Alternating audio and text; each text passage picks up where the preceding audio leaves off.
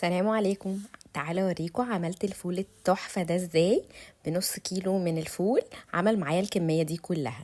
الاول هننضف الفول من الشوايب اللي فيه وهنغسله كذا مره. اول مره وبعدين نصفي الميه ونرجع نغسله تاني.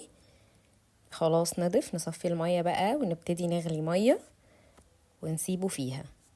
غليت الميه ننزل بالفول في بوله تستحمل حراره، حطيتها هنا في بايركس وهخليها فيها طول الليل. كل ما زادت مدة النقع كل ما قل في السوا على النار، يعني بدل ما ياخد 5-6 ساعات ممكن ياخد 2.5 3 بالكتير ويكون استوى معانا. احط المية واغطيه واسيبه طول الليل.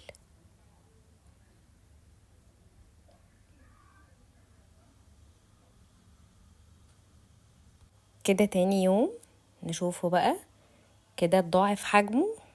اخر حاجة قبل ما نحطه على النار هنصفيه من المية اللي فيه ونغسله كده ونشطفه شطفة سريعة ونرجع نجهز الحاجات بتاعة السوا.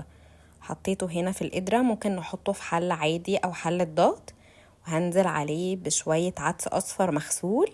ممكن نكتفي بالعدس بس انا حطيت معاه شوية قمح مغسولين برضو، وهنزل بطماطم وبصلة متقطعة وليمون، كل حاجة متقطعة، وحطيت معلقة بابريكا ومعلقة كركم. عادي ممكن ما نحطش البابريكا والكركم ونكتفي بالبصل والطماطم والليمون. ونزلت عليه بمية سخنة، يعني هغطيه اسيب بس مسافة عشان لما يغلي ما يبهدلش الدنيا. وحطيت في الاخر الزيت عشان امنع دخول الهواء للفول فيسود. قفلته هنا كويس بورق الزبدة وحطيت عليه الفويل وهسيبه 2 ساعات، وبعد الساعتين ممكن افتح عليه اشوف لو احتاج مية في النص ممكن نزود مية وبعد كده نرجع نشوف. ده كده اخد معايا 2 وربع على نار متوسطة عشان ما يشتش. شكله خطير يا جماعة، تحفة. هنا حاولت ان انا اشوفه بس كان سخن جدا، يعني ما قدرتش استحمل السخونية بتاعته، بس كده كان خلاص تمام ما شاء الله استوى وبقى جميل وتحفة. يلا بقى هنا نجهز التجهيزة الأخيرة. ممكن نحط الكمية على قد ما هناكل على قد ما هنحتاج ونهرسهم بالشوكة، بس أنا بحب أخليه مطحون فهضربه بالهاند بلندر. فحطيت الكمية اللي أنا هتبلها. لو أنا هشيله في الفريزر بحطه من غير أي توابل خالص عشان ما يغيرش لون ويغير طعم كمان.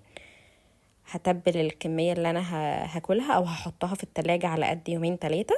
هننزل بالملح أول حاجة، والتوابل اللي احنا عايزينها الكمون، وانا بحب احط شويه كزبره، وطبعا التوابل اللي متحمصه في البيت معموله في البيت دي بتبقى تحفه. الطحينه وعاملينها في فيديو قبل كده.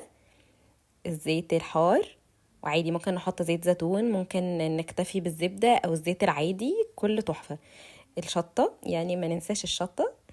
وفي الاخر هننزل بالليمون، هنضربه بالهاند بلندر وممكن نهرسه بالشوكه عادي زي ما احنا محبين.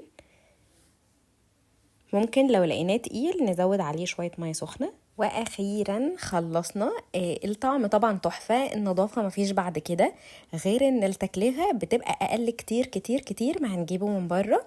وبالهنا والشفا لكل اللي هيجربها.